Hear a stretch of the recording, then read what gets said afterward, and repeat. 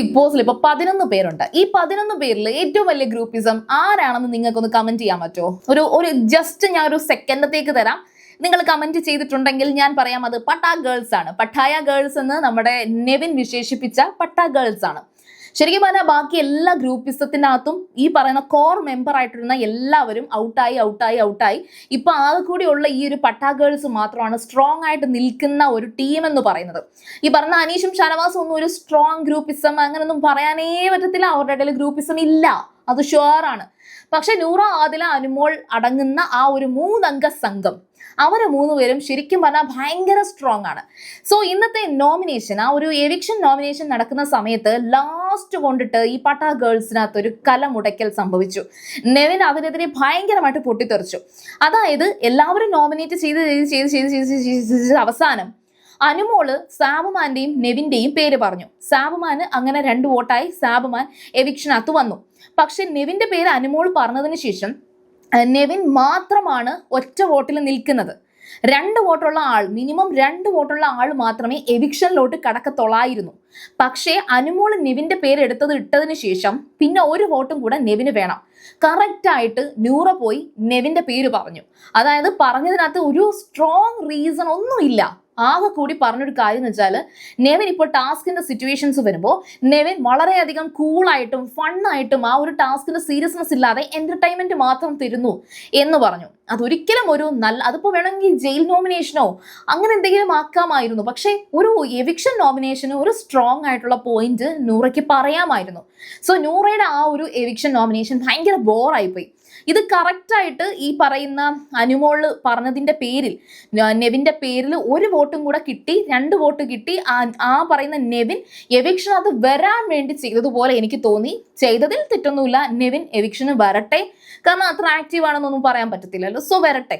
പക്ഷേ നെവിന് ആ ഒരു ഫാൻസ് വീണ്ടും ആ ഒരു സപ്പോർട്ട് കാണാനുള്ള ഒരു അവസ്ഥയുണ്ട്. പിന്നെ നെവിനൊന്നും ഔട്ട് ആവേണ്ട കാര്യം ഇല്ല. ടോപ്പ് 5 പോകാൻ വേറെ അവിടെ അധികാരം ഇല്ലല്ലോ, നല്ല അടിപൊളിയായിട്ട് കളിക്കുന്നു എന്ന് പറയാൻ വേണ്ടിയിട്ട്. പക്ഷേ ലാസ്റ്റ് വീക്ക്, അതായത് ഇപ്പൊ ഈ കഴിഞ്ഞ വീക്കിൽ നെവിൻ ഔട്ടായി എന്ന് വരെ പറഞ്ഞതാണ്. നെവിനും ഒനിയിലുമാണ് ഔട്ടായി എന്ന് പറഞ്ഞുകൊണ്ടിരുന്നത്.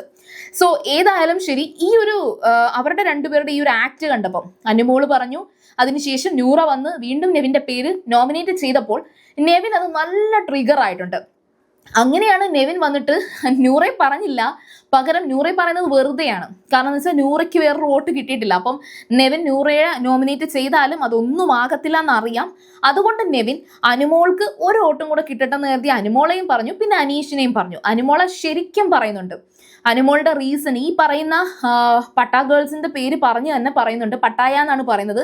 ഒരു പട്ടായ ഗ്രൂപ്പ് വന്നിട്ടുണ്ട്, ഏറ്റവും വലിയ ഗ്രൂപ്പ് ഇപ്പൊ ഇവരാണെന്ന് പറയുന്നുണ്ട്. പിന്നെ അതുപോലെ തന്നെ ഇപ്പം നൂറയും ആദിലയും ഇത് അക്സെപ്റ്റ് ഒന്നും ചെയ്യുന്നില്ല. അനുമോളും മിണ്ടാതിരിക്കുകയാണ്. നൂറ സത്യത്തിൽ അങ്ങനെയൊന്നും ഞാൻ ചിന്തിച്ചിട്ടില്ല എന്നൊക്കെ പറഞ്ഞിട്ട് നെവിൻ്റെ അടുത്ത് കൺവിൻസ് ചെയ്യാൻ ശ്രമിക്കുന്നുണ്ട് കേട്ടോ. അപ്പോൾ എന്നിട്ട് അനുമോൾക്ക് എതിരെ ഭയങ്കരമായിട്ടുള്ള കാര്യങ്ങളൊക്കെ തന്നെയാണ് നെവിൻ പറഞ്ഞത്. അതായത് ടാസ്ക് അനുമോൾ ഒന്നും തന്നെ നന്നായിട്ട് കംപ്ലീറ്റ് ചെയ്തിട്ടില്ല, ടാസ്ക് ഒന്നും തന്നെ ശ്രദ്ധിച്ചല്ല, ഒന്നും അറിഞ്ഞല്ല കളിക്കുന്നത് എന്ന് പറയുന്നുണ്ട്. അനുമോൾ വീക്കാണ്, മെലോ ഡ്രാമയാണ്, ഭയങ്കര ഓവർ ഡ്രാമയാണ് എന്നൊക്കെ നെവിൻ പറയുന്നുണ്ട്. സോ നിങ്ങൾക്ക് എന്താണ് തോന്നിയത്? ഇപ്പോൾ ബിഗ് ബോസ് സീസൺ 7 ഏറ്റവും വലിയ ഗ്രൂപ്പ് ഗ്യാങ് അത് ഈ പറയുന്ന പട്ടാ ഗേൾസ് ആണോ?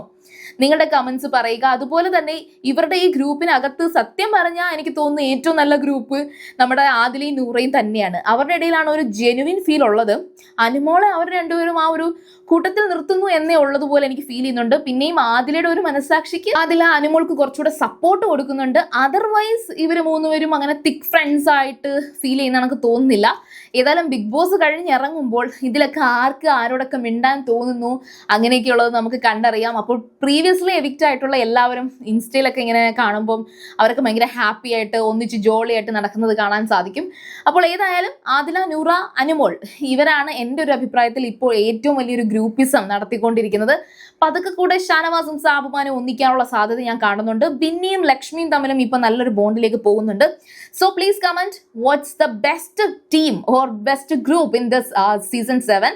അപ്പോൾ നിങ്ങൾ ആദ്യമായിട്ടാണ് സീരിയൽ ഗ്രാൻഡ്മ കാണുന്നതെങ്കിൽ ഉറപ്പായിട്ടും ചാനൽ ഒന്ന് സബ്സ്ക്രൈബ് ചെയ്തിട്ട് കാണുക. വീഡിയോ ഇഷ്ടപ്പെട്ടാൽ ലൈക്ക് ചെയ്യാം, കമന്റ് ചെയ്യാം, ഷെയർ ചെയ്യാം. അപ്പോൾ ഞാൻ പോയി വരാം. ബൈ.